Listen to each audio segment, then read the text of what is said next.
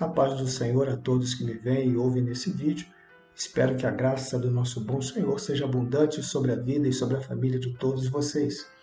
Essa semana, a Superintendência da Escola Dominical decidiu, junto com o nosso pastor, que assim que acabar a quarentena, nós vamos voltar a estudar a revista do segundo trimestre presencialmente. Então, estão decidindo quais assuntos que vamos abordar até lá. Por isso, não vamos abordar a lição que faremos hoje, mas vou aproveitar e tomar a liberdade para falar com vocês alguns assuntos que julgo de extrema importância para a igreja hoje. Quero falar sobre algumas coisas que têm causado desconforto a muitos irmãos. Nesses tempos de quarentena global, quando os templos estão fechados, empresas estão falindo, hospitais lotados e parece que não há sinal de melhora a um curto prazo, muitos estão me perguntando onde Deus está no meio de tudo isso. Se você está entre esses que antes de responder, vou lhe fazer uma pergunta. Esse Deus a quem você diz que serve é o Senhor de tudo?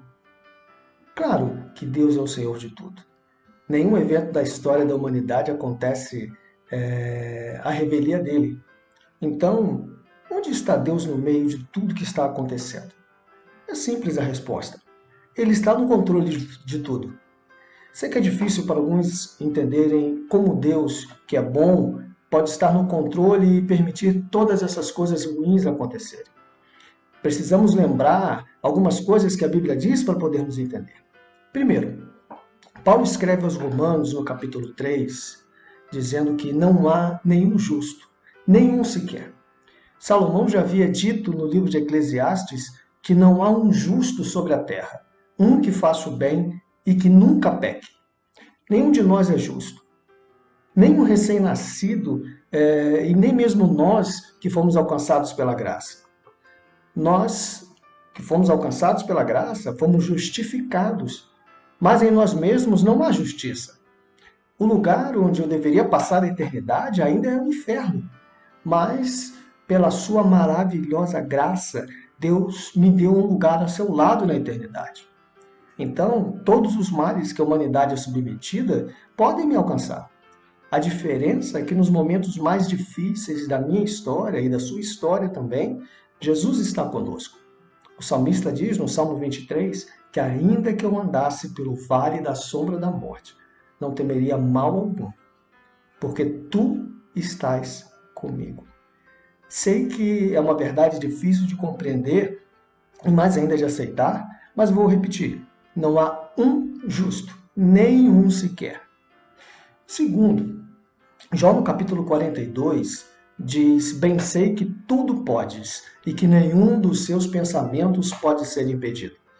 Deus está no controle de tudo, seja através das leis naturais que ele mesmo estabeleceu para regular o universo, ou de sua ação sobrenatural para realizar seus planos.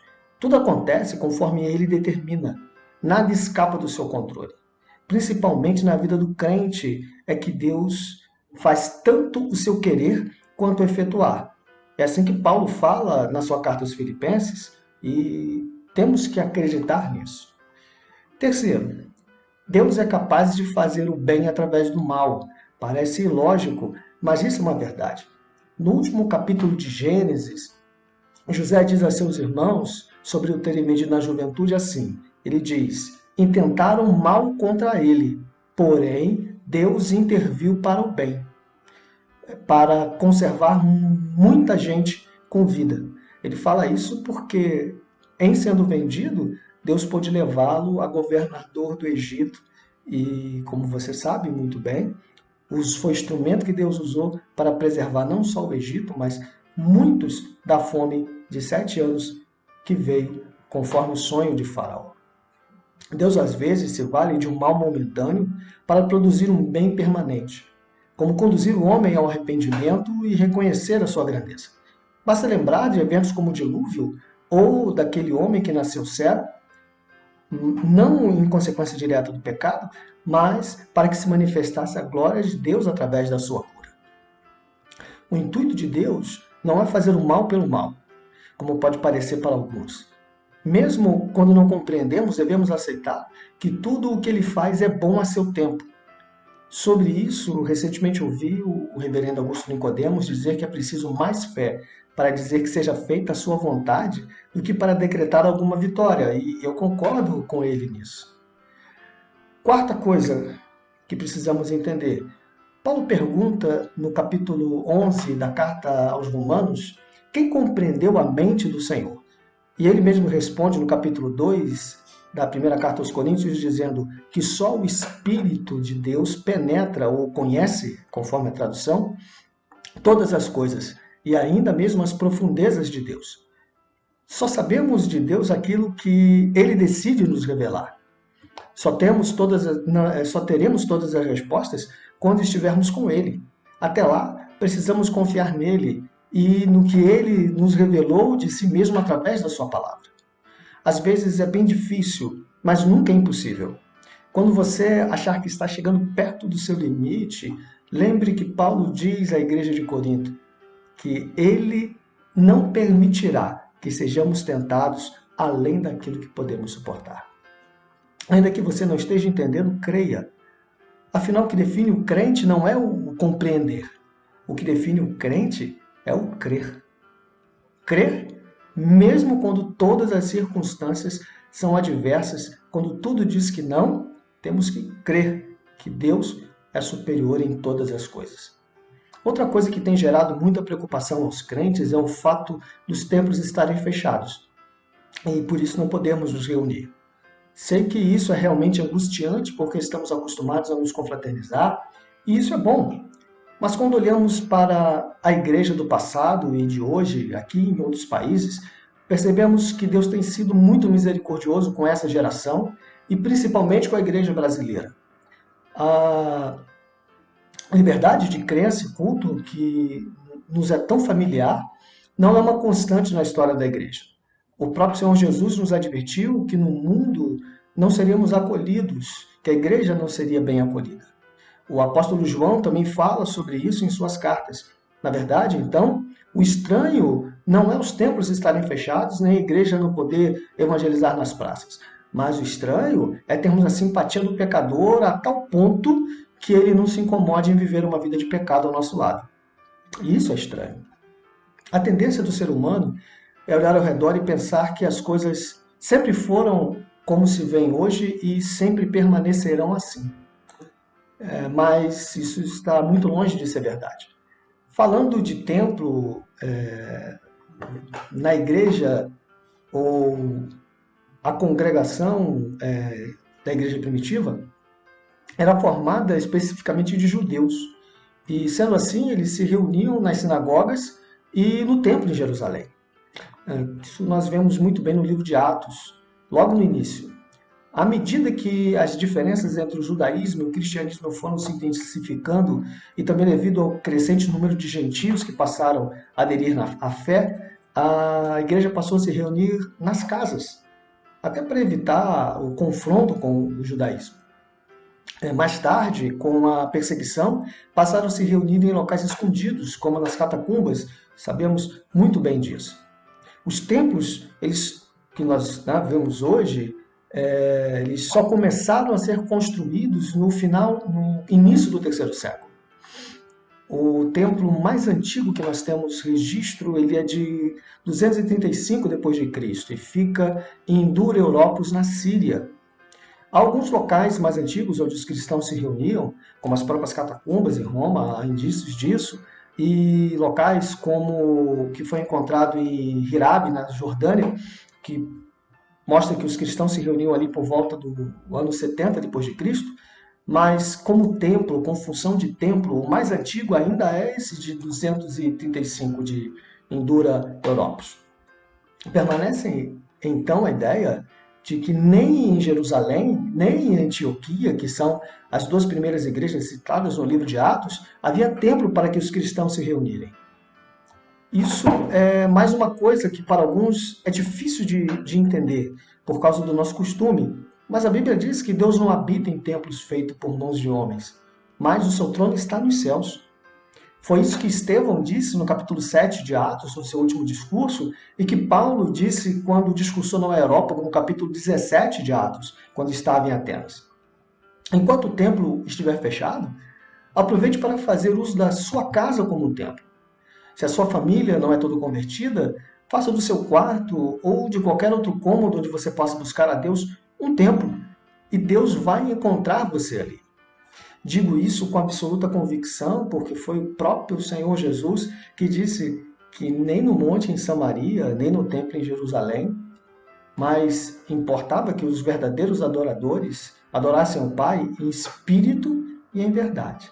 E o Pai procuraria os que assim o faziam. E se eu puder completar com o que o salmista diz, os olhos do Senhor procuram os fiéis da terra para que estejam com Ele continuamente. Talvez você se diga ou se pergunte agora, se Deus não habita em templos, esse movimento chamado desigrejados, que está se tornando bem comum nos últimos dias, então ele não está errado.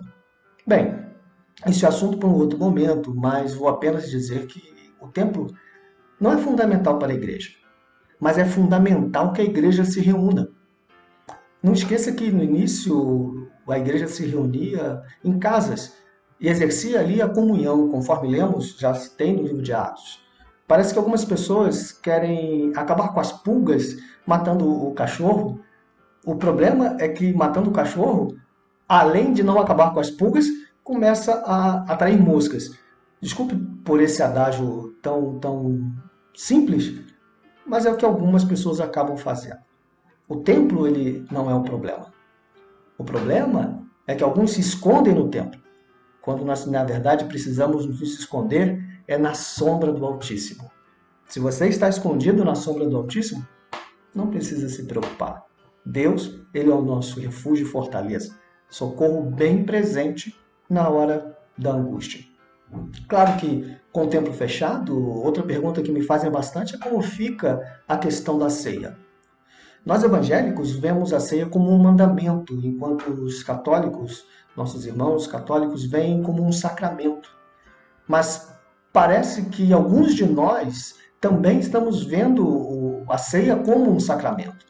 A diferença é que o mandamento é uma ordenança, nesse caso com um valor simbólico, para demonstrar a nossa condição de salvos, mas não produz salvação em si mesma.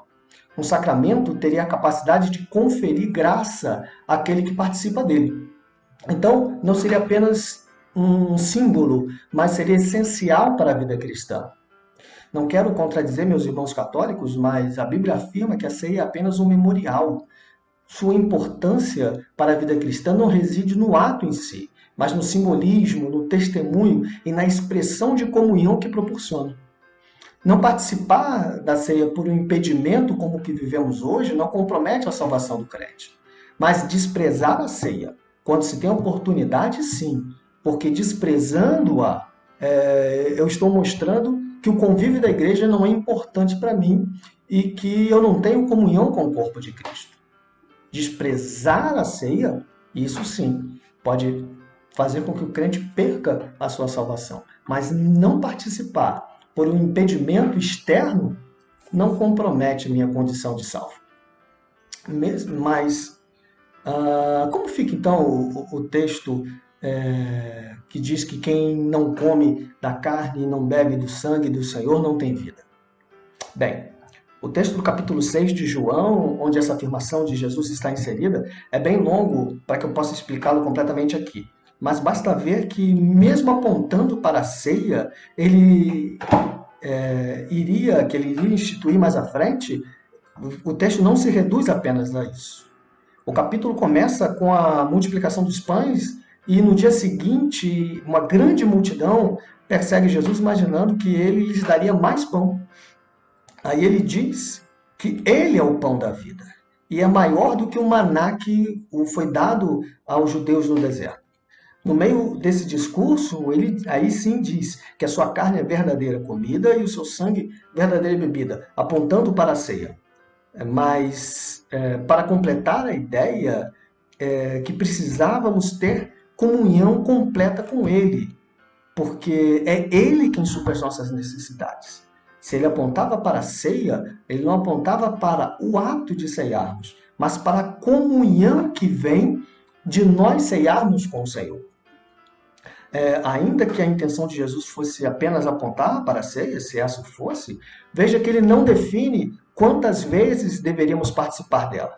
Na verdade, não há uma só indicação disso na Bíblia, ela apenas dá a ideia de que devemos participar regularmente. Por isso, há grupos que participam uma vez por ano, outros a cada 3 meses, outros mensalmente, outros como nós, quinzenalmente, e talvez haja alguns que façam diariamente.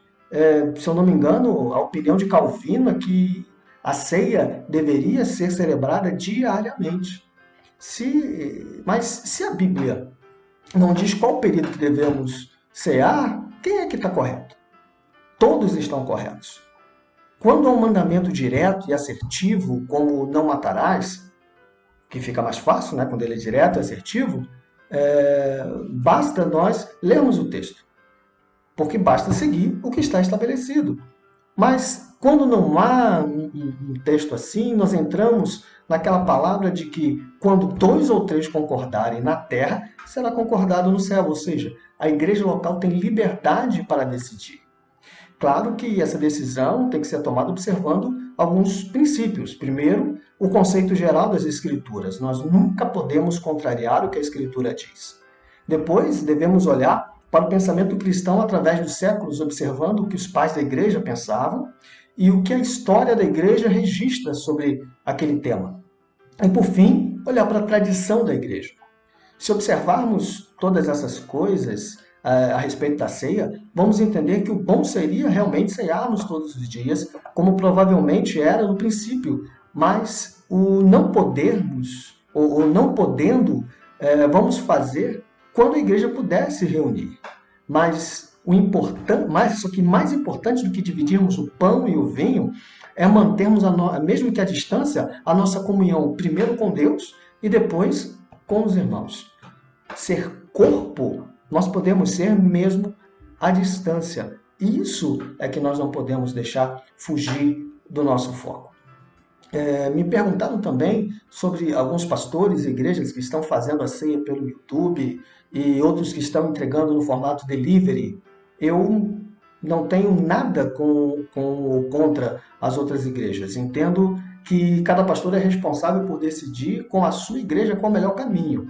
Mas, salvo algumas igrejas que trabalham com pequenos grupos, né, ou células, que aí tem uma oportunidade maior já trabalham com um mecanismo diferente e capilarizado, não acho apropriado que se faça a ceia pelo YouTube. E muito menos que se entregue para que os irmãos participem em casa num formato semelhante ao de delivery. Não concordo porque, como já disse, a ceia é um exercício e um testemunho de comunhão, o que não dá para ser feito virtualmente. Além de temer, claro, que isso acabe banalizando esse ato que é tão sagrado.